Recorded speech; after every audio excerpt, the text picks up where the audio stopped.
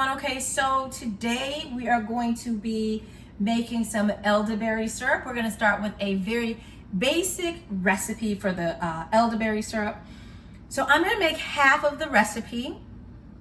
The full recipe calls for a 1 cup of elderberries, 3 cups of water, 1 cinnamon stick, which is optional, 3 whole cloves, which is also optional, and then 1 teaspoon of minced fresh garlic, ginger root. That is also optional. 1 cup of honey is the last ingredient. So today I'm just going to be using the elderberries, the water, and the honey to make the recipe. So to get started, the first thing I'm going to do is I am going to pour my half a cup of dried elderberries into my pot. So make sure we get all of the elderberries out. Next, I'm going to pour my water, which is 1.5 cups of water, into my pot. Now I'm going to turn this on medium. And what we're going to do is we're going to stir this over the medium heat, and we're going to bring it to a boil. And once it starts to boil, we'll reduce the heat to low. And we're going to simmer this for 30 to 45 minutes.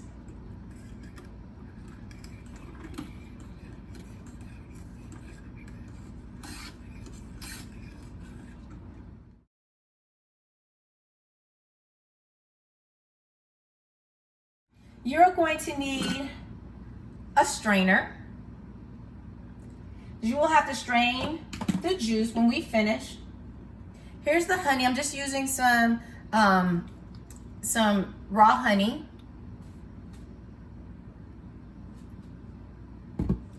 And then when I finish, I'm going to just put my elderberry syrup into some jars. So you can use mason jars.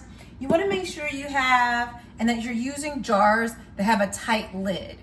Now, when taking elderberry syrup,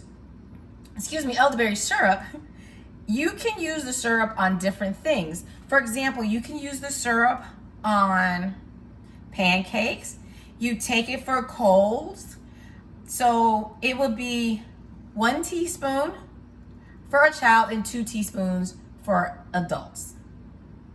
Let's stir it up.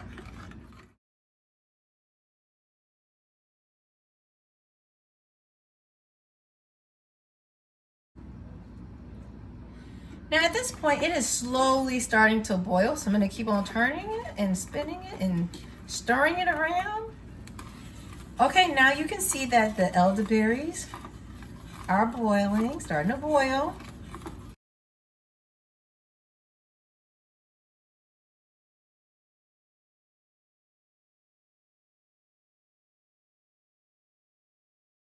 Now we're going to turn down the stove, and we're going to let this simmer for 30 to 45 minutes. I'm going to turn it down on low.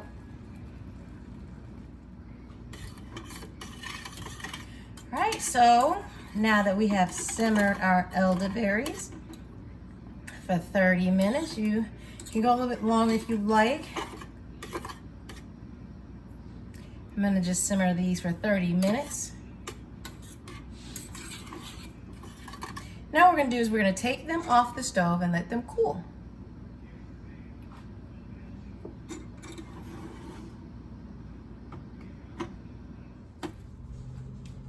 Now once the elderberry syrup has cooled down, we are going to strain it. So I'm going to take my strainer right here. Here's my strainer. I'm going to take my strainer, and I have a cup. I'm just going to put this into the cup. So I'm going to take the strainer, and I'm going to strain.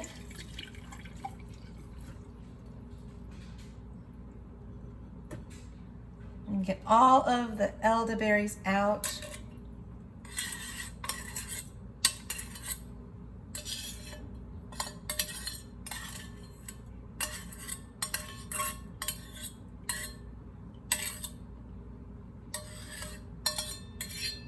Don't want to leave any of these behind. I'm gonna take my spoon and I'm just gonna press down on the elderberries to get all of the juice out. Again, not leaving any of it behind at all. All the juice I can get out.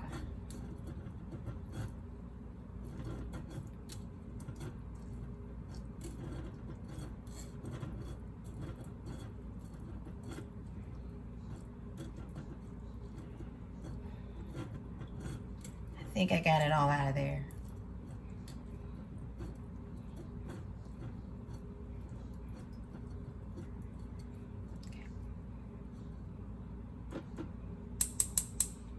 Now once you've squeezed all of the juice out, as you can see, here's my syrup. Now I'm going to add my half a cup of honey.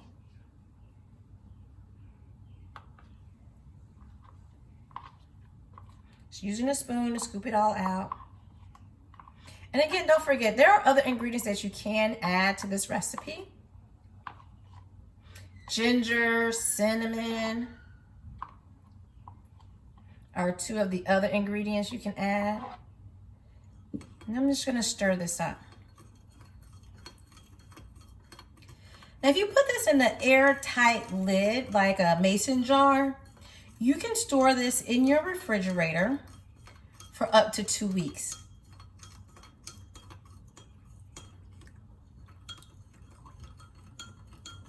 Now, I'm gonna just pour this into a jar I have. And now I've made my very own personal elderberry syrup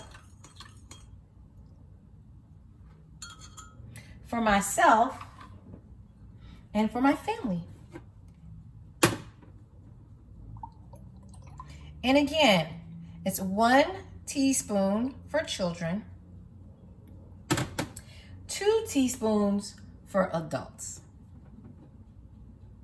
It's just that simple. If you would like to buy elderberry, you can visit the Alkaline Herb Store at www.alkalineherbstore, where you can purchase powder, and you can also purchase the dried berries that I used in this recipe. Keep pushing on, things are gonna get better.